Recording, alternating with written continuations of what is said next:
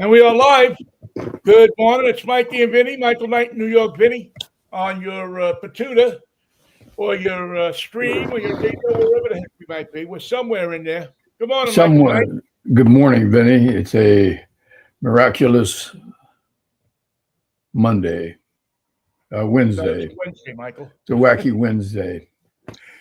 It's a morose Monday. That's history. Let's move on to Wednesday. And if it's not wacky, then we apologize. It should be, the wackiness should be implied, and the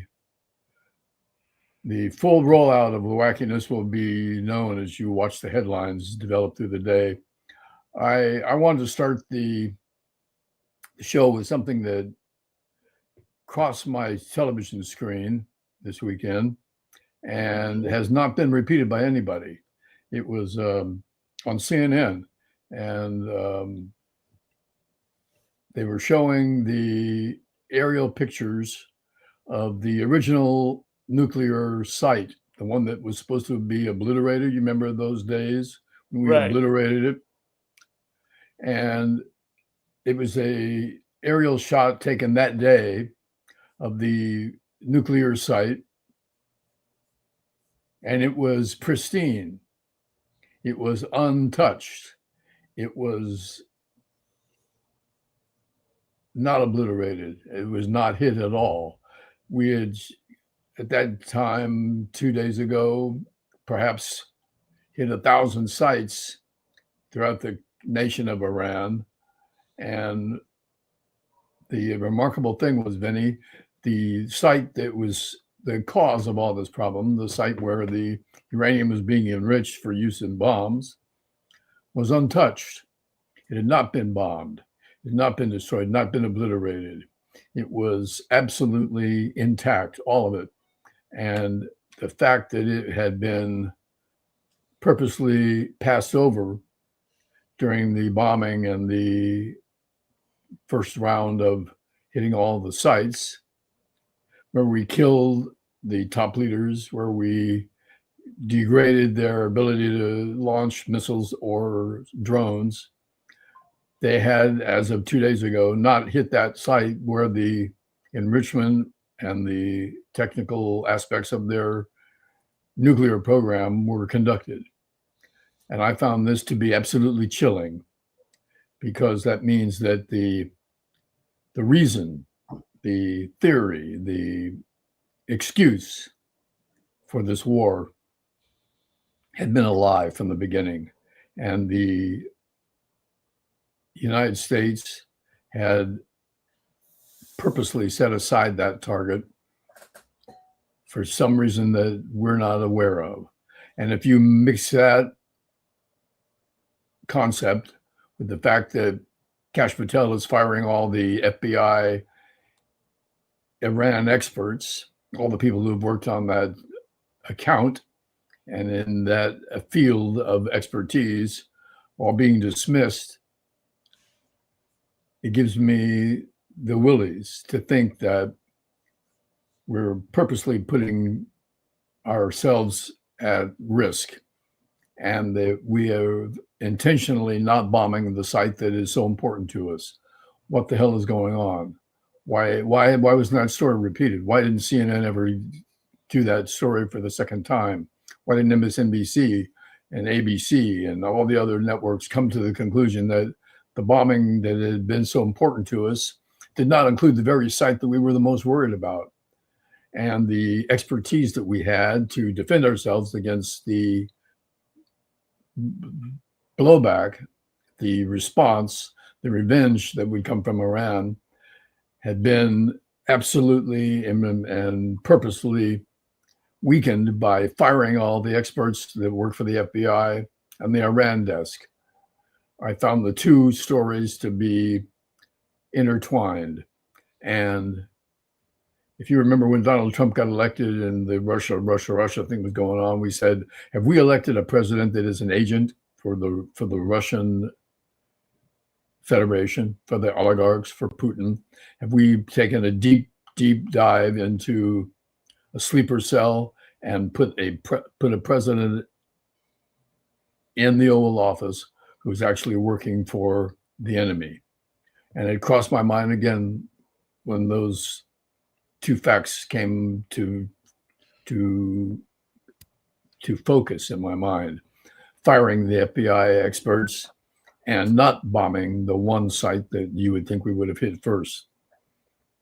Well, so I put it to you and I leave it to you. What the hell is going on, and why are those two events stuck in my mind?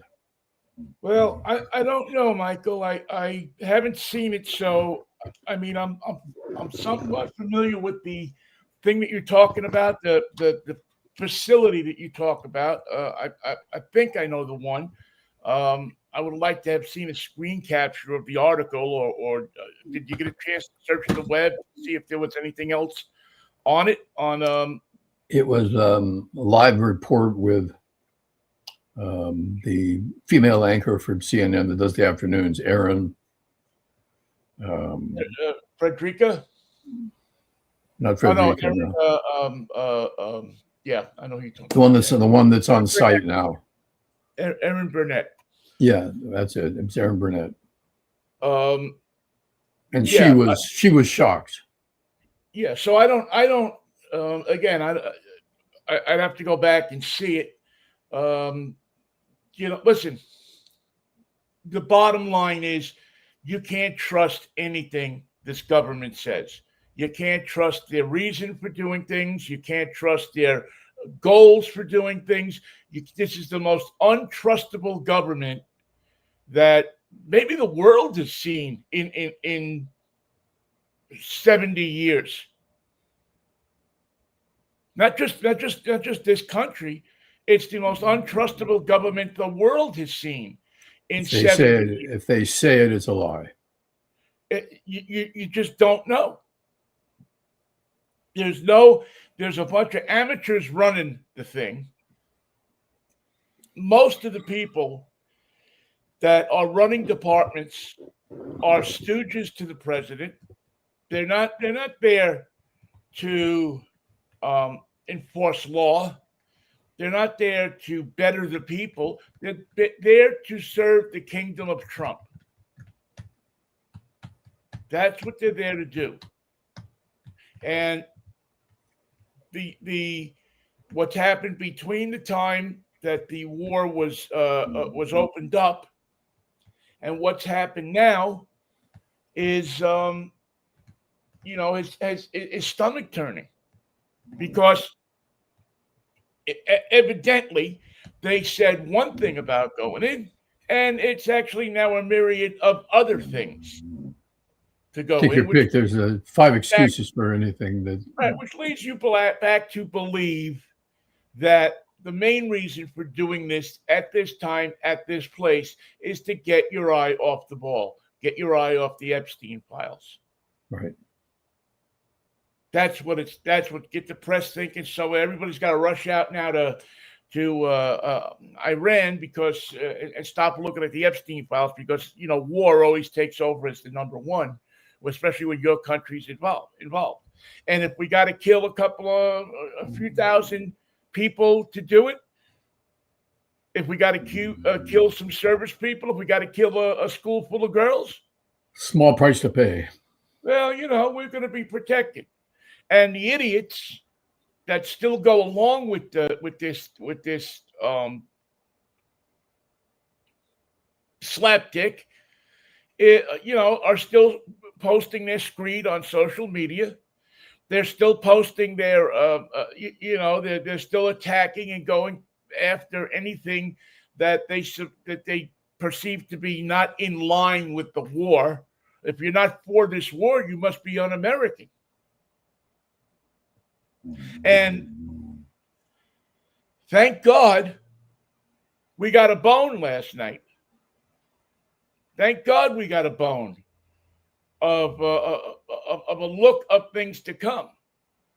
That 3 days after he started this war, the people of Texas, who I usually don't give a lot of credit to, came up and said, "Well, I don't know if we want this anymore.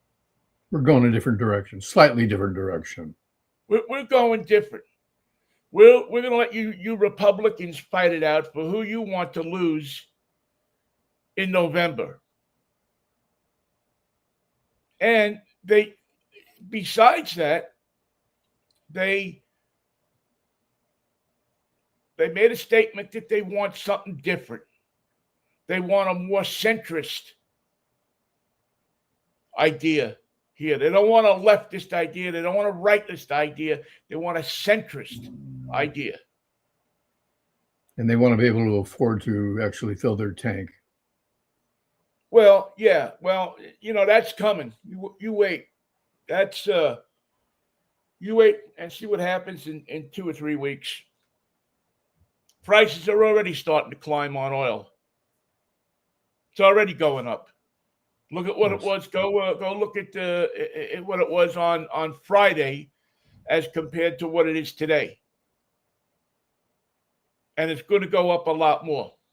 And it's not that the Trump military minds that are coming up with the plan that he's rolling out couldn't have come to the conclusion that wouldn't it be great if we could just keep the Straits of Hormuz open? Keep the Straits of Hormuz open. You got the biggest navy in the world. You're up against a relatively small country with seriously degraded military capability, and you can't keep the straits open. You didn't know that had to happen. You didn't know that was absolutely imperative for the price of gas and the strength of our. Well, the straits are open. I mean, they're not closed. You can go. It's the price of what it costs you to go. It's the price of what you have to pay. It's a lot more to insure a ship that is, during actions like this that are going on than it is to just send it through the Strait of Hormuz with its peace talks going on. The price of insurance to insure one of those ships, the load on one of those ships, went up by 20 to 30% since the war opened up. I thought that the straits were compromised, that they were closed yesterday.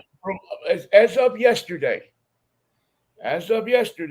according to the shipping channels that I watch, they're open. You can go through now. Whether you have ships that want to go through is another story. Whether you can find a captain and a crew that is saying, "Well, yeah, we'll take it through," that's another story. But ships are getting through. They're not. There's been no official announcement that or any kind of even military action to indicate that they're closed. It's just the shipping companies are. Wait a second.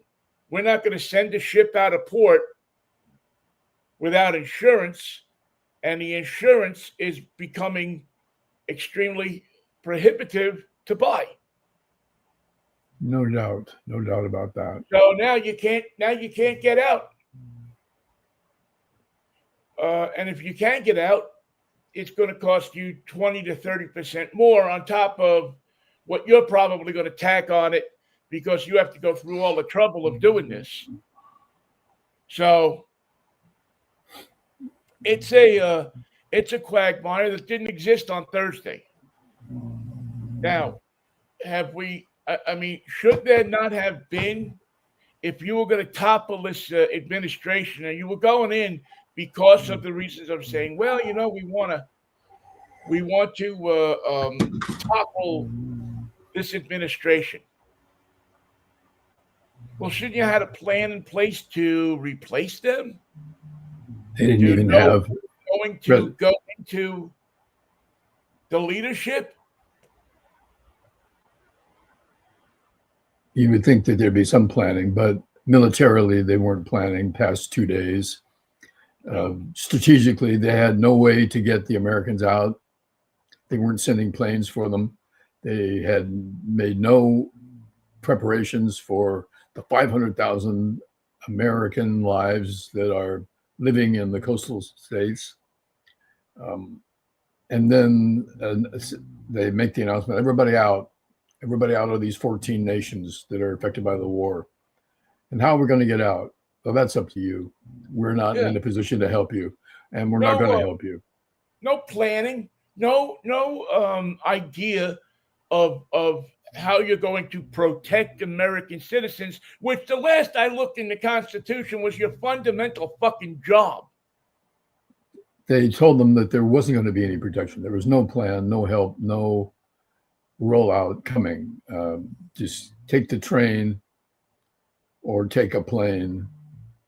Just get out. You knew the problem here, and we can't help you. None of the airlines are going to go there. We're not here to help you. None of the airlines want to fly into go anywhere near that place. They don't want to lose planes. They don't want to be the airline that gets shot down by some ground to air rocket. I mean, for somebody who was so hot in the pants to prosecute this war, it seems to be extremely unthought out. It was just thrown together as soon as Donald Trump said, "We're going in here. You're going to do it my way. Tell the generals to get moving." Yeah, General Bone Spurs. I'll be in my golf cart and don't want to be disturbed. Yeah, let me know when the guy from Germany gets here, because I have a press conference I want to dominate with comments about drapery and the future of my gold lame rollout. Everyone's going to be wearing gold lame. I like gold. And that's something I've given some thought to. But as for rescuing the American citizens, as for making an excuse as to why we're even doing this war, I'm going to come up with something off the cuff that contradicts what the Secretary of State says, that contradicts what the generals say, that contradicts what I said 2 days ago. And on Monday of next week, I'll have another reason for it. So just stay close. Or did he just do it because yet Netanyahu called him up and said, "Well, we're going in, and you got to protect us." And you got 30 minutes because I'm going in now. And you'll see how fast things will dry up for you if you don't go in with us. So it's again, it's rich and powerful people who have no stake in the game, really.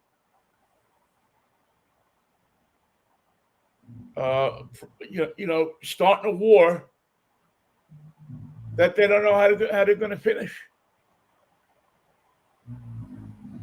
I mean, again, if you had gone in there and said, "Well, we're going," if there was truth in the thing of we're going in there because they've slaughtered 30,000 people, and we just, as humanitarians, we can't see this thing has going on. We're going to save the lives of these people. We're going to topple this regime. We're going to take them prisoner, or we're going to do whatever we're going to do with them. And this group is ready to go in. We've got the CIA has gone in and they've set it all up. But Trump has screwed up his relationship with the clandestine and the covert operations. He did that in his first term. Why in the world, if you were a CIA agent or if you were an agent of our government agencies that take care of this kind of stuff, why in the world would you want to risk your life for Donald Trump? You'd be a sucker. Yeah, you'd be what he virtually called you in the first term. Why do people risk their lives for this stuff? To keep people safe, to protect the people here at home. From what I can see, it's interesting. When this all first happened, I was looking at it, and as it was presented, I was like, I'm gonna sit down. On first blush, this looks like it could be a good thing, a decent thing. Go in there, get these guys out. Somebody else goes in, takes over the country, and people stop. 30,000 people, whatever it is, the number of people that they're killing, stop getting killed. If we, if they take down the nuclear stuff and so on and so forth, that's even better. But so far, we've done it in a way that has gotten every country in the region involved, stranded our citizens there, and has us no closer to any kind of safety for anybody in Iran than they were on Thursday afternoon. It has accomplished nothing except to give Netanyahu another hard on under his desk. Netanyahu announced today that whoever they put in for supreme leader, we're going to take them out. We being Israel. We know where they're meeting, and we're going to take him out with the bunker buster. You know what happens in those kind of cases, Michael? I mean, as one of my favorite sports sayings is, the other guys get paid too. So when you say things like that, you got to think that, maybe don't get surprised if you get taken out. Don't be surprised if, these same people that you're threatening again for a second time say, well, we'll just eliminate that threat. When you start doing this kind of stuff, that's the stuff that gets in play. That's the kind of thing that starts happening, right? Because now everybody's got to go after everybody because they feel they're entitled to it. You took out our leader. Well, we're entitled to take out your leader. Can't wait. No charge. Happy to do it. Now, very rarely does it work out good. Very rarely does it, this is going to be, I think, is turning into something. It's going to be a long, involved situation that's going to get us back deeper involved in the crap that's going on in the Middle East.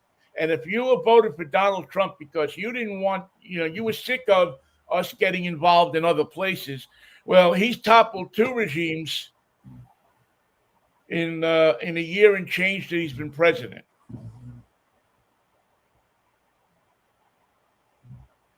And yet the one regime that he should be toppling, that he should be helping people out with, he's withdrawn support from. So if you can figure out a comprehensive foreign policy here of who we like and who we hate, plus, on top of it, he's turned the whole world against us. So the people are reluctant to want to help us.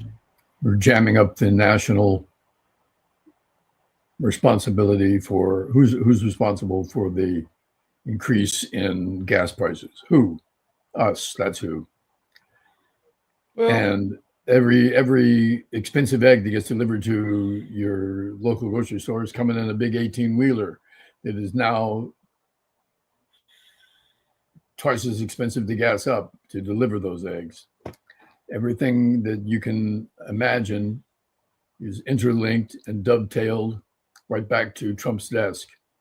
The economic problems, the security problems, the political danger that the nation is in, and all our one-time allies are now enjoying. It's all laid at Trump's desk. The arbitrary nature of his entry into this war, the ill-preparedness of it, the fact that there's nobody really in charge, that Pete Hegseth and Kash Patel and Donald Trump are each one more incompetent and ill-suited for this responsibility than the next. These are unserious, dangerously. They're idiots. There is no one that I look at that I say, boy, this is a this is somebody who I feel comfortable, confident running the country. And protecting us Tom from all the Holman. danger. I have more confidence in Tom Holman than I have in almost anybody else that's involved in this thing, and I got no confidence in him. He's an empty bags. It's an empty suit. He's not responsible for anything that he thinks he's actually. Well, I don't know about that. I think he is responsible, but he's not who I would be choosing to run things. How Kristi Noem is ahead of him on the pecking order in the Department of Homeland Security is beyond me. They have a bimbo like this in charge of our security. A liar. An absolute liar. And she's not a particularly convincing liar. No, not at all. Her ability under fire is next to zero. So, I don't know, Michael. It's a mess. It's going to continue to be a mess for a while, and I just fear that this weekend we will see troops going into Iran. That we will see what very possibly could be the start of a world war. With a bunch of people who have no fear of dying. If you love the kamikazes in World War II, you're going to swoon over the Iranians. That you don't have, the whole country isn't with this guy, or that group of guys that are left. They look about as divided as we are. They haven't given us any sort of a readout of who's pulling the triggers, who is organizing the response, who is launching the drones, who's launching the missiles, where is their command and control, who's in charge. Is this being done on the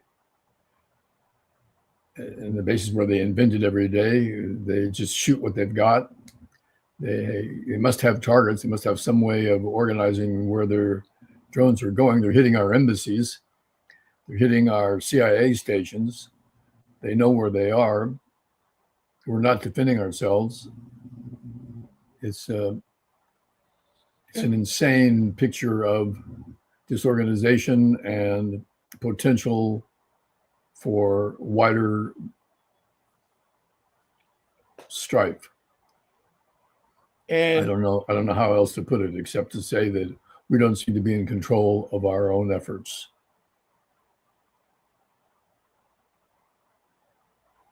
No, we don't. I mean, again, like we talked about Monday, I would love to know if the generals, the chiefs of staff, the people that are experienced and do know the military, what they said to him when he presented the idea. He must have called him on the phone in his underwear sometime on Friday and said, "Listen, we want to do this." Although I think he knew it earlier in the week, at least. He knew it when he was doing the State of the Union address. He knew he was going to do it. But his soldiers, his generals that made the plans, that followed up the orders, that put everything in place, they didn't ever mention that, hey, we're only half ready here. We don't have a rescue mission for the citizens that are jumped, that are we don't know what they said. Jammed up. We don't have a full rollout of our military response if anybody wants to fire back at us. We haven't protected our embassies. We haven't staffed our CIA stations and our other bases that are vulnerable. Give us 2 weeks to get that in place so that we can say that we're prepared for a counterattack. But give us 2 days to send some jets in there and get as many people as we can. I mean, don't they have the phone numbers of every citizen, American citizen that's over there?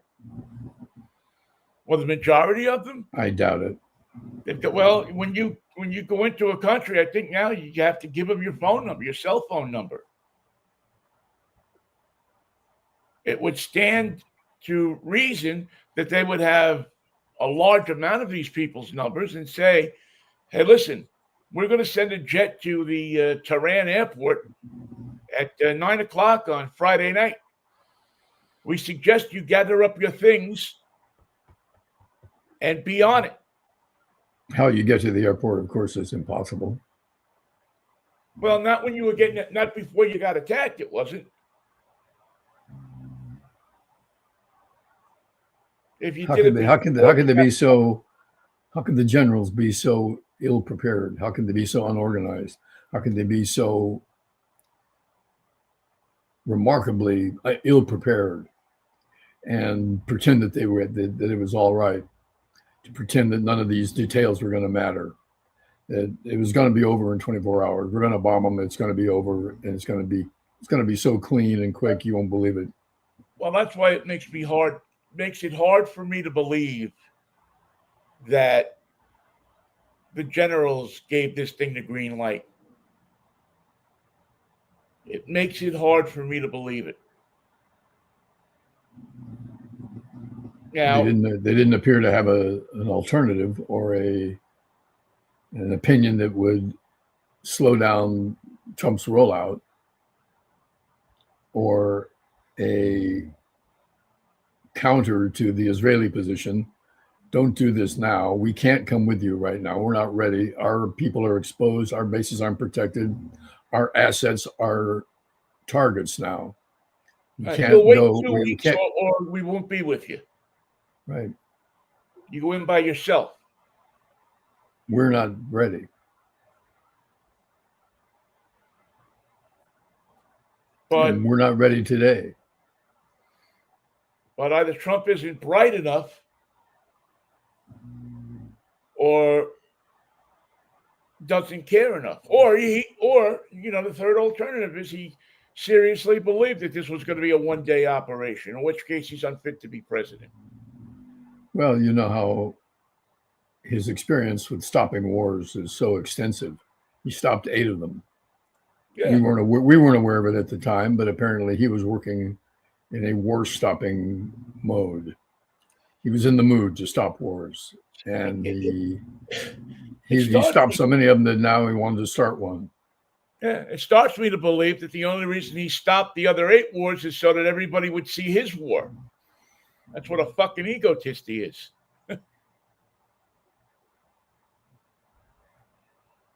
So it's well, he's turned Texas into a democratic state that is now not yet. Let's see how it progresses. But it's in play as a one-time red state that has drastically altered its position in terms of support for Donald Trump and a willingness to vote for Democratic candidates that was demonstrated yesterday, not just in the fact that it happened, Vinnie, but the scale of the turnout was remarkable. That means the Americans are voting. In a state where they did everything they could do to prevent people from voting. They tried all their Texas tricks. So we'll have to see. Listen, I think America is fed up with this stuff. I think that people have had it. This administration is a joke. It's one joke after another. It's a punchline.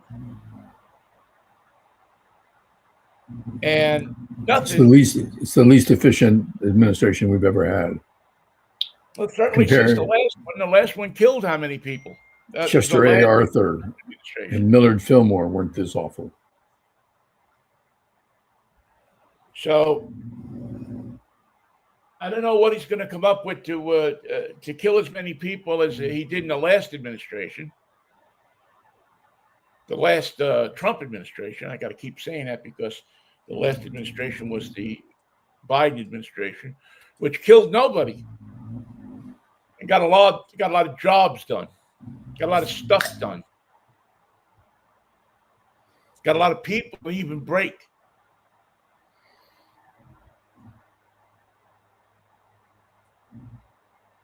But you listen to you listen to the screed that many of the Republicans. It was interesting. I don't know if you saw Lindsey Graham's remarks. I did. About this being avengement for. Is that a word? Avengement? Yeah. This is avengement for 1982 or 83 when all the soldiers were killed over there in the barracks. I didn't realize that was what this was about. That hasn't been articulated. And Lindsay is a bit of a mess these past couple of days.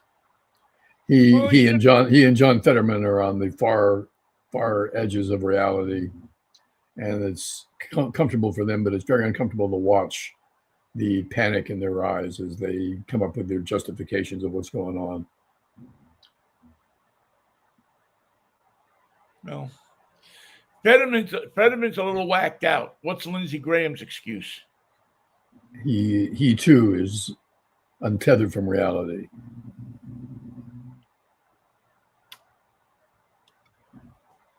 I mean, I don't know. I can't believe that that we're in this mess. So it's I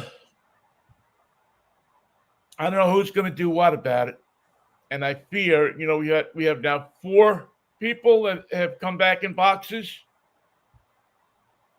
Well, a total of 6 deaths, 4 have been identified.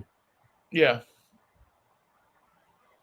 So that's the saddest part of it, is we have people that are out there getting killed.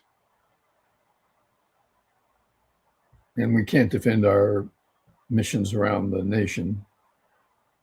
Another thing that is an illustration of the incompetency of the Trump administration.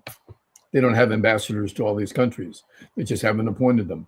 They couldn't get anyone to do it. They didn't have anyone with experience. They didn't have people who wanted the job. They didn't have anybody who could take over a desperate and dangerous mission like running the embassy in Baghdad or in Kuwait City or in Abu Dhabi or anywhere else in the area where that's now under fire. And they weren't prepared for the fact that the Iranians were going to start firing at the neighboring states around them that had cooperated previously with the United States to the extent that they allowed bases to be open there. And now we're stating that we want nothing to do with the nation of Spain because Spain wouldn't let us use bases that they had in Spain that we had involved ourselves in this war, and they wanted no part of it. The UK, same thing. We're making lists of previous alignments that we had, important relationships throughout Europe, and just whacking them off. One, just as if you're and taking a hatchet to the relationship. Spain, we want nothing to do with you. No more trade. No, there's no tariff you can pay that'll open up the relationship once again. And the United Kingdom, our oldest and most reliable ally, Trump decides that he's through with them too. He's angry with them, that he's personally affronted and is going to do something about it in terms of tariffs and future relationships. We haven't got an ally on the planet except for Israel, and Israel tells us what to do. Well, again, would you want to go to bat for the United States if you were treated like you have been by the President of the United States. Would that make would you feel like you could say, okay, we really want to be in a position to partner up with the United States when you don't know what partnering up with the United States means anymore? And if you do get a clarification, it won't last 20 minutes before Trump contradicts it. I mean, I don't know how you partner up with that. How do you say to the people you're responsible for, to governments that take care of their people, that we want to get into a partnership with this country? It's a good idea. They read the papers too over there. They know what's going on. Play ball with us. We can double your gas prices, double your egg prices, double your steak and chicken prices. We can make the economic picture of your entire nation vulnerable and creaky and falling apart. We'll put you in a position where you can't defend your decisions to the people that elected you. We'll put you in a weakened position politically, a weakened position economically, a weakened position militarily. And that'll be our gift to you for partnering with us. We can make you as incompetent and as useless as we are in an overnight package of incompetence and ridiculous statements and ill-defined plans and invasion plans and rollout that cannot be defended and cannot be executed, cannot be rolled out. You can't follow our plans and be successful. Do it the American way, the off-the-cuff way, the indefensible way, the useless way. It's god-awful. It's pathetic. I don't know how in the world. I just, you got to wait and see. There's nothing else we can really do about it. It's out of our hands. We had the chance to keep it in our hands, and a year ago in November, and the people of this country said that this is what we want. This is who we want. This is how we want it. This is why we want it. They bought the biggest snake oil salesman in the history of this country and his traveling fucking roadshow. And there's still people that buy into it today. Don't go on your Facebook because it'll make you sick how many people you see on that Facebook feed who'll stand up for and defend him. But I'll tell you what, it's a lot less than it was. Now, maybe that's because of me and the fact that I've just, over the past year or so, certainly since the election, have just withered away a bunch of people and said, if you're a Trump apologist, I really don't want to see you. I don't want to see what you have to say. And we know what you have to say because we've heard it before, and we'll hear the exact same nonsense again. And there's no point. Save your breath. You don't have the same ideas that I have, and your ideas that you do have are so whacked out that they're immoral. They can't be defended. A child molester. You're protecting a rapist. You're advocating for someone who rapes people, who doesn't have any respect for the law. And why should anybody else have any respect for the law when he doesn't have it? He's the president. So get the fuck out of here. It's not about an exchange of ideas. If you come to the table with reasonable ideas, I'm always interested in what your exchange is. I'm always interested in what you got to say. I don't have all the great ideas. I don't know everything. But when you get to a point where you're defending this guy, you're defending the indefensible.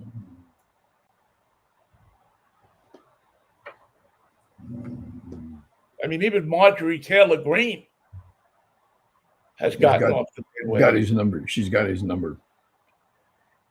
And the fact that to get it. there are judges in Texas who are willing to try to stop the vote just to save this guy's skin, to ensure that no danger approaches Donald Trump.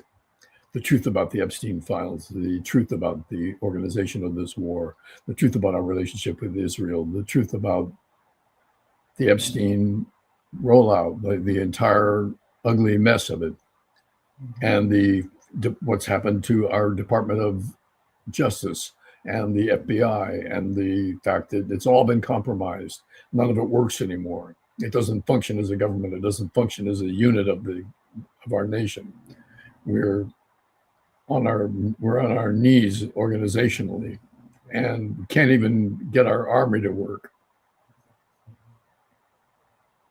And I'll ask them the same thing that I've asked so many people. What in the hell has he done for you? What has he done that would cause you to get behind him? What has he done?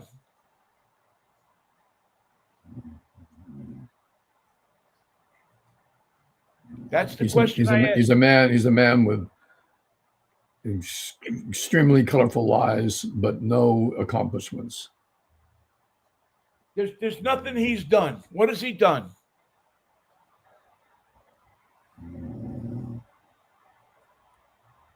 I can go back for years and tell you what presidents have done without looking at Google, just off the top of my head. You go back to Obama, he gave us Obamacare. You go back to Clinton, to Bush, I should say, and he gave us a war, but he knew how to prosecute the war. He gave us Clinton, he gave us better prices. I don't know if the prosecution of the war was that clever, because Baghdad still doesn't work as a city at all. Because, that's another guy that probably should have been brought up on charges and knew how to lie to people, and then got everybody else to lie with him. Iraq still doesn't work. The Green Zone is still there to protect the embassy, and now the Green Zone's been invaded and the embassy is compromised. Same thing for Kuwait City, same thing for Karachi, Pakistan, same thing for Abu Dhabi. Name the cities, name the consulates, name the American possessions and organizations that no longer function in these areas. They've just been closed down, leaving American citizens vulnerable, leaving the army in a position where it cannot prosecute this war, cannot finish it. Boots on the ground is the only solution. It's the most god-awful nightmare. And the leading characters in this terrible story are nightmare characters like Kash Patel and acquiescent generals that are going along with this plan and just organizing the response as if it's an everyday occurrence. And we can't defend our actions. We can't explain why we did it. We can't explain who was responsible. We can't answer straight questions about any element of this ridiculous sideshow. Well, how about that World Baseball Classic, Michael? Are you going to be keeping an eye on that? Well, we lost 15-1. They played the Giants yesterday. 15-1 was the final. So I would say that if we think we're ready, we're obviously not. Well, today's the I guess the first day of the official games. I don't know if those games yesterday are officials. I also don't know in many ways why we're playing this damn because you're taking classic. all the stars from all the teams and taking them away from their team in spring training.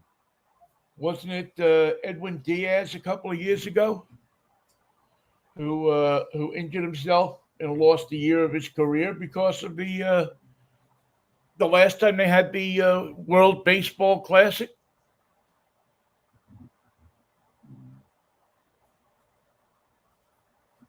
I'm just I just wonder sometimes, are people really are people going to watch this? I mean, I mean, I don't know what sense of are you going to get a sense of national pride if the United States wins this thing? Who they're going to play? Who's going to venture out and join us on the baseball field? Who's going to put together a team and play ball? Well, there's a ton of countries. I mean, they obviously got a ton of countries to play, and Venezuela going to play? I believe so. Yeah, I think I'm just looking for my MLB app, which always seems to disappear on me, um, and see if I can get the World Baseball Classic stuff that's going on right now.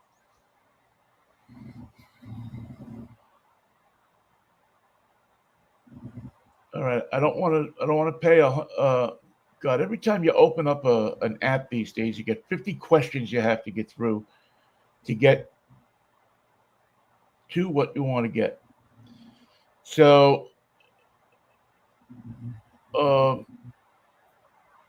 let's see. Here's the schedule, the World Baseball Classic, and let's see what teams we have in here. Okay, you have Puerto Rico, Cuba, Canada, Panama, Colombia, United States, Mexico, Italy, Great Britain, Brazil, Japan, Australia, Korea, Czechia, Chinese, Taipei, Venezuela, Dominican Republic, Netherlands, Israel, and Nicaragua. Watch out for that Israeli team. Nicaragua is in it. So it'll be available on Fox, FS1, FS2, Fox Deportes, the Fox Sports app, and Tubi. Will air all 47 games of the 2026 World Baseball Classic in the United States. All matchups available on Fox 1. 41 out of the 47 contests will air in Spanish. And so those are the pools. I'd have to say that my interest is right near rock bottom. Yeah, I mean, you know what? I'll kind of let's see. So today is March 4th, right? Yes. So it kicks off. It's in progress right now. Chinese Taipei versus Australia. One game, and tomorrow you got a couple of games. And are they attacking the field with drones or ballistic missiles? Well, you hope nothing happens, but if you terrorize a game and nobody's there to see it, does it count? We face off with Brazil at 8:00 on March 5:00 West Coast time on Fox at 8:00 5:00 our time on March 6th, and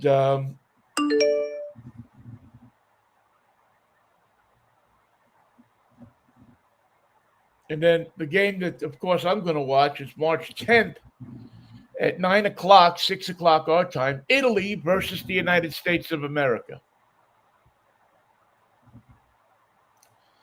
Because I'm all in for the United States. I don't know how many games we wind up playing.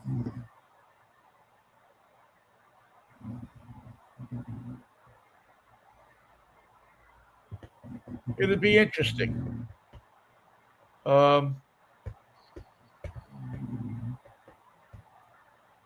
Let's see.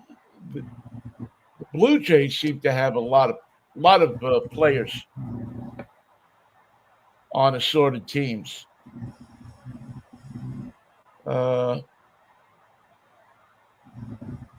Braves seem to have maybe the least. Okay, the Giants have Harrison Bader, Luis Arez, Tristan Beck, Jose Buto. I like that guy, Jose Buto.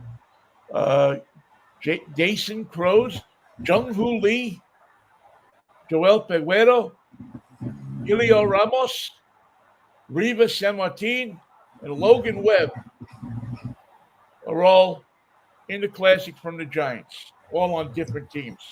And what does the brains of baseball to put this all together want the American and National League teams to do in lieu of spring training?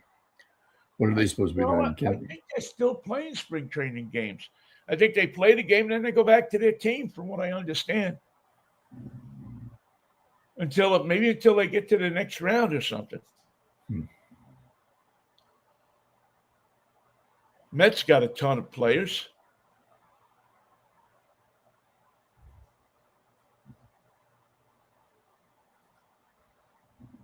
Phillies, Pirates have a lot. Every team has 10 players or so dedicated to this American team, the USA team. Seems to me that that's going to mess up spring training, something terrible.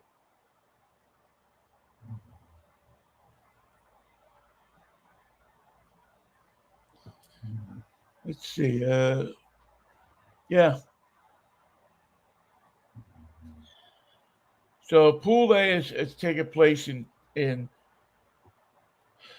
4 places. San Juan, Houston, Tokyo, and Miami. So there are 4 cities that are close together. And the ability to fly around the world and make these dates is not compromised by the fact that you can't fly through any airport in the Middle East. That the 3 largest hubs of international travel are closed until further notice. I don't think anybody's got to really go through the Middle East, do they? Well, if you got to get to Japan, you've got to fly internationally.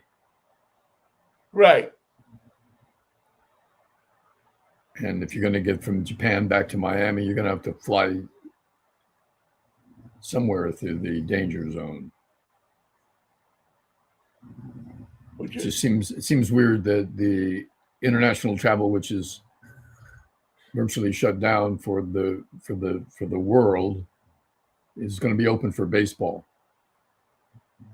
Well, I remember back when I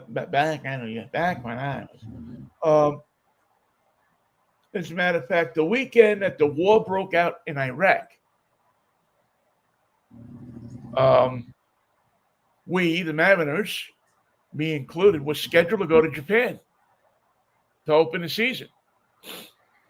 And when the war broke out in Iraq, they canceled the trip. So I still have all of my stuff, my name tags and everything from that trip that never happened. But they canceled the trip.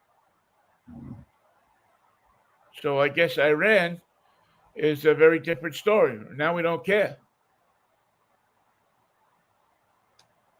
But I'm sure the Trump administration doesn't care what happens to the baseball teams that are involved in all this travel and the scheduling that they've set up for themselves. There's no protection going to be involved. There's no, apparently, any constructive, sensible level of security for all the teams involved and the travel that's going to be required.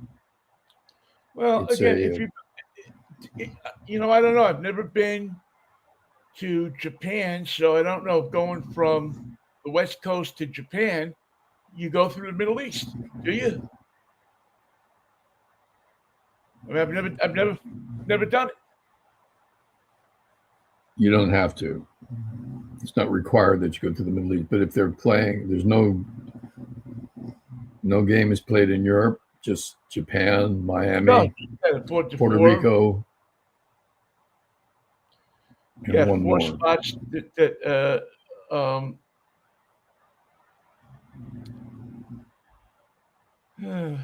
where was it? I just had it. Puerto Rico, Japan, Miami, and one other. Houston, I think it was. That's in Texas. You can get an injunction with the Supreme Court to prevent that game from happening. And if Yeah, you and at least alter the score. And yes, the spring training games are continuing while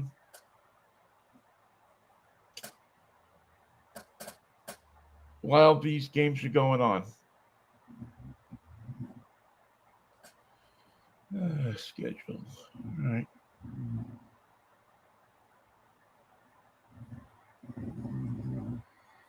Yeah. I guess I'd have to say it's not top of mind for me right now. Yeah, I don't think that. I don't even know. I haven't seen much buzz about it on social media. So I'm sure if the United States wins, which you would think they would, but who knows? That you would you'd probably see some national pride stuff, but I don't know. I think that it's unfortunate timing. Yeah, it's just ill-conceived timing. It's it's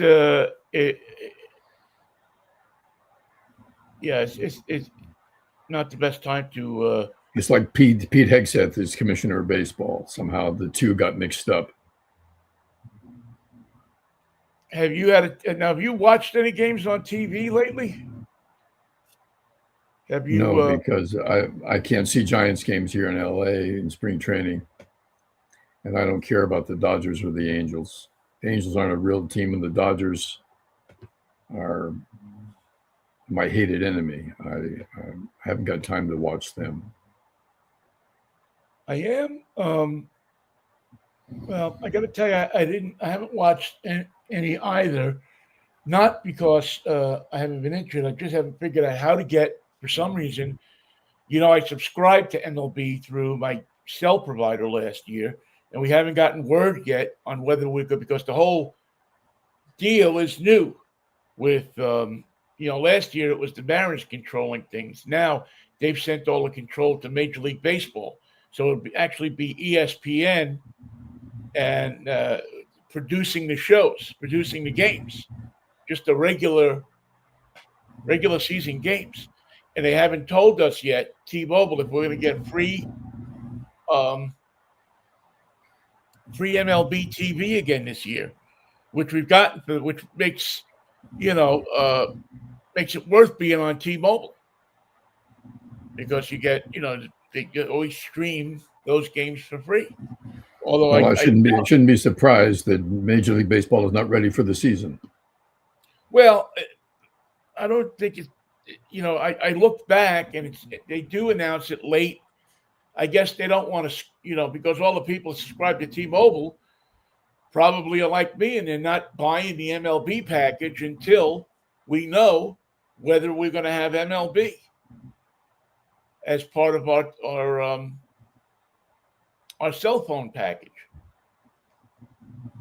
So but what appears to happen is that you get not cheated out, because you could certainly buy it, but you don't get to see a lot of the spring training games. There's practically no games that are going to be on air TV. If you don't, if you have if you're still using an antenna to get your television, forget it. You ain't gonna see much of anything. You might. I think you'll see. Is it a Saturday afternoon game on NBC?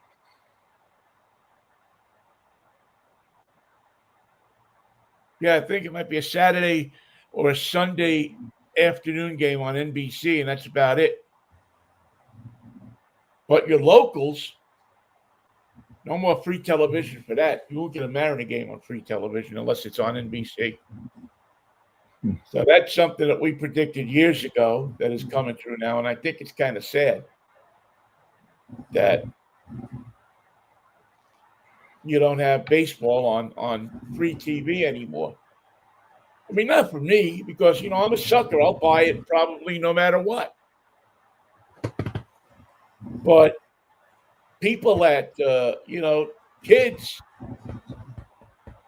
that, they want to get interested in the game, that old tradition of sitting there and watching the game with your dad or your mom, or what's gone by the wayside.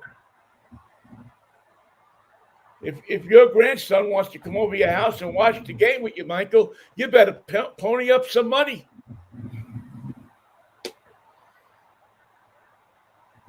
He's playing on two different teams now. Playing on a travel team, playing on a local team. He's got games coming every day. It's extraordinary. Does he enjoy it? Does he like doing it? Yeah, he's good at it. Okay, that's the important thing. The important thing is that he likes doing it, man. Because that's when I played Little League, man, I couldn't wait and we only played, we had to practice one day a week, and then we had one game a week, and I couldn't wait for it to come. Of course. So if he's got that kind of situation where he loves to play the game, God bless him. Yeah, he's a natural. Yeah, that's a beautiful thing.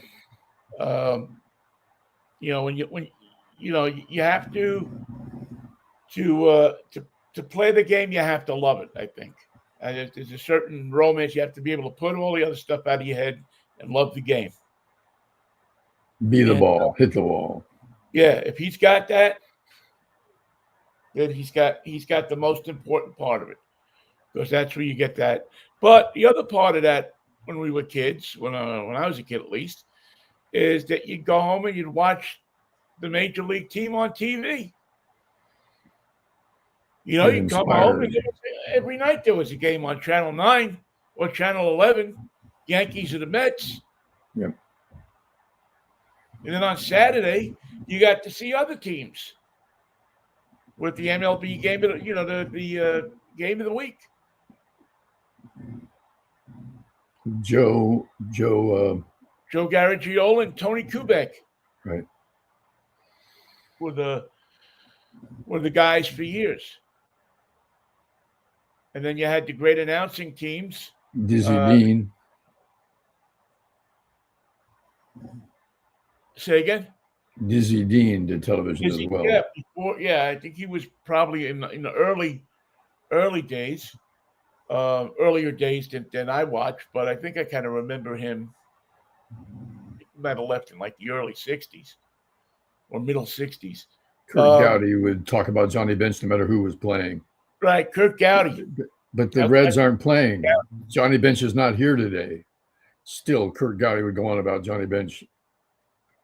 I can't tell you how many flip-flops I threw at the television every time he would start with his Johnny Bench nonsense. You like Johnny Bench? I didn't care for Johnny Bench. I didn't care for the Reds, and I didn't care for the fact that you're talking about players that aren't even on the field. Get your act together.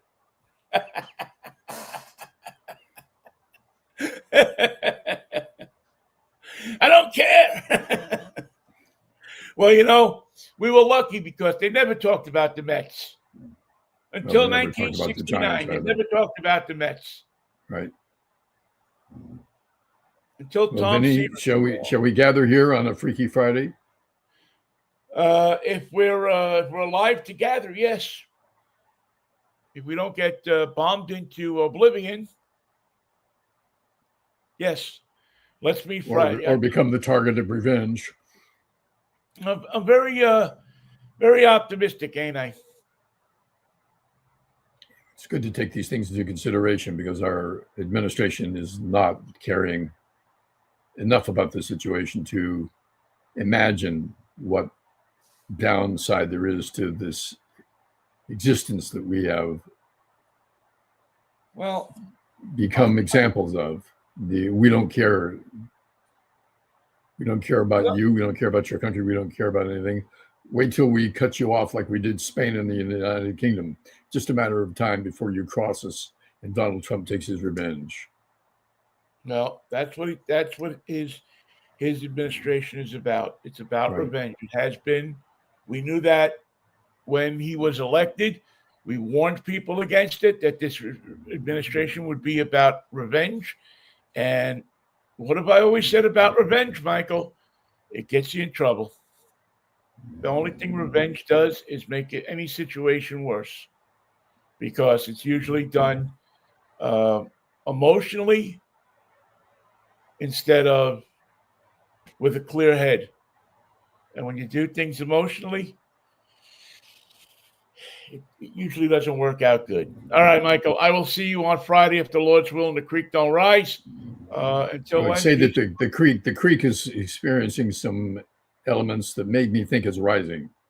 Yeah, we got the creek rising here too. We got rain coming down like crazy all of a sudden. All right, see you on Friday, pal. Okay, Vin, be safe. All right, take care. Thank you all for listening too. We will see you, as we said, on Friday morning at 11:10 or thereabouts.